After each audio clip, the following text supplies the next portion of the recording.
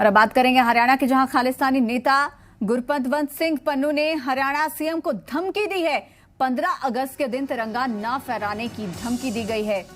बड़ी खबर आपको बता रहे हैं, खालिस्तानी आतंकी की ओर से यह धमकी हरियाणा के मुख्यमंत्री मनोहर लाल को। हरियाणा के सीएम को धमकी देने की यह खबर गुरपतवंत सिंह पन्नू के नाम से रिकॉर्ड की गई रैंडम फोन कॉल के जरिए ये धमकी दी जा रही है। 15 अगस्त के दिन तिरंगा न फहराने की यह धमकी। 2 दिन पहले हिमाचल के मुख्यमंत्री जयराम ठाकुर को भी इसी तरीके की धमकी दी गई थी और अब हरियाणा के मुख्यमंत्री मनोहर लाल को भी यह धमकी दी गई है। विनोद लांबा ऐसा जुड़ गए हैं। विनोद, 15 अगस्त नजदीक और उससे पहले एक तरफ जहां हिमाचल के मुख्यमंत्री को भी कुछ इसी तरीके की धमकी मिली, आज हरियाणा के सीएम को भी यह धमकी दी गई है।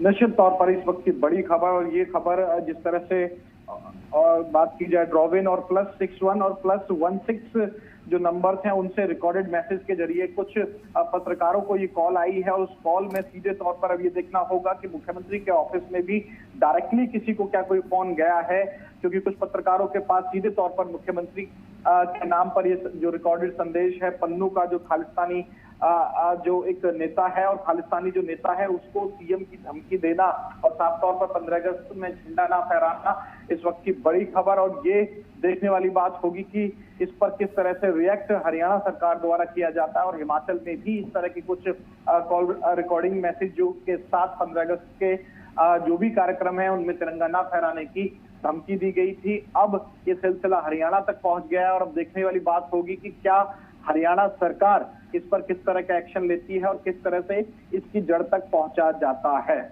बिल्कुल विनोद, जहां तक मुझे याद है तिरंगा फहराने को लेकर अब तक कभी किसी मुख्यमंत्री को शायद धमकी नहीं दी गई। इस बार ये देखने को मिल रहा है, हिमाचल के मुख्यमंत्री को धमकी, अब हरियाणा के सीएम को धमकी। किसान आंदोलन भी वहां पर दूसरी तरफ जारी है। किसानों की ओर से भी लगातार बीजेपी नेताओं को का जो विरोध है वो किया जा रहा है और बीजेपी नेता ये कहते हैं कि ये राजनीतिक लोग हैं या फिर खालिस्तानी समर्थक है, जबकि किसान तो खेतों में काम कर रहे हैं। तो क्या कहीं ना कहीं कनेक्शन उसी से जोड़कर देखा जाए?